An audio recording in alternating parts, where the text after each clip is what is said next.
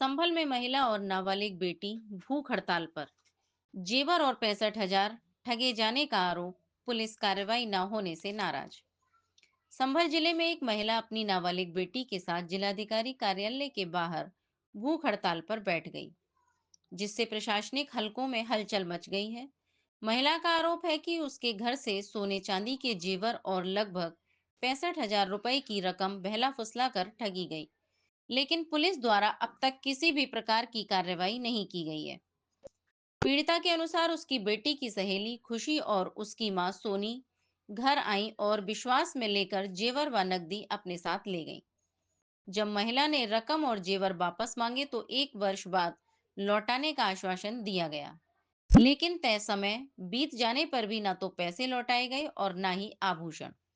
महिला का दावा है कि जांच करने पर पता चला कि सोनी, खुशी और शिवम ने सर्राफा बाजार के कुछ दुकानदारों की मदद से जेवर पहले गिरवी रखे और बाद में बेच दिए।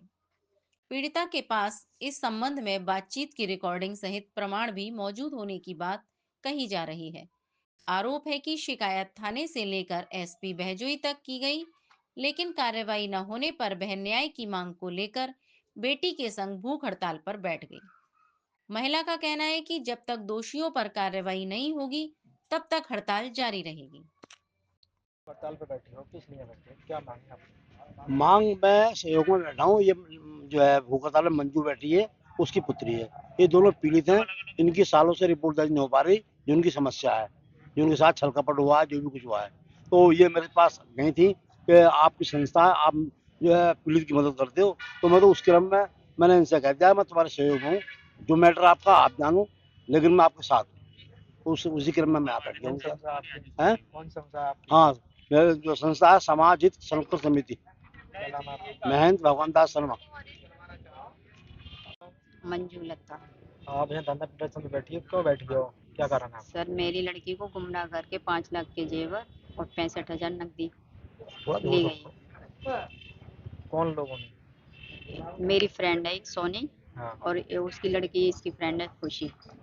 उसके परिवार ने पहले तो गहने लिए थे, फिर गिरवी डाले, फिर बेच दिए। तो कब तक भूख हड़ताल पर बैठोगे यहाँ पर अब? जब तक सर मेरी रिपोर्ट नहीं लिख जाती या मेरा समाधान नहीं हो जाता। कब तक रिपोर्ट दर्ज नहीं हुई, कब से जा रही हो आप मैं पंचायत? 6 महीने से पुलिस वालों के चक्कर काटते काटते परेशान हो गई हूँ। मैं मानसिक से, शारीरिक से, आर्थिक से, तीनों से परेशान हूँ। मेरा शोषण किया जा रहा है। कार्रवाई नहीं की आप? बिल्कुल कार्रवाई नहीं हुई। एसपी साहब के यहाँ 5 बार मैंने कंप्लेंट दे रखी है। एसपी साहब जांच लिख देते हैं, कोई आदेश नहीं लिखते, जांच ही लिख देते हैं हर बार।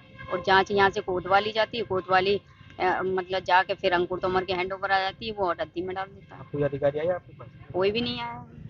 क्या चाहती हो आप? मैं तो यही चाहती हूँ कि मेरी समस्या का समाधान हो, जो सच है वो सामने आ जाए। क्या समस्या है आपकी? यही समस्या है, मेरे पैसे वापस से मिल जाए। कितने रुपए आप, क्या क्या था? 5 लाख के गहने हैं, 65,000 कैश है। किससे लिए थे? लिए थे कैसे किन से लिए थे? 65, मतलब इससे लिए थे लड़की से। कितने रुपए? 10,000 तो LIC के चक्कर में लिए थे, पहले हाँ, उधार। ये। फिर 55,000 रुपए चीज छुड़ाने के ब्लैकमेल करके लिए थे इससे, और जिसकी ऑडियो वीडियो मेरे पास है। आप कहाँ थे?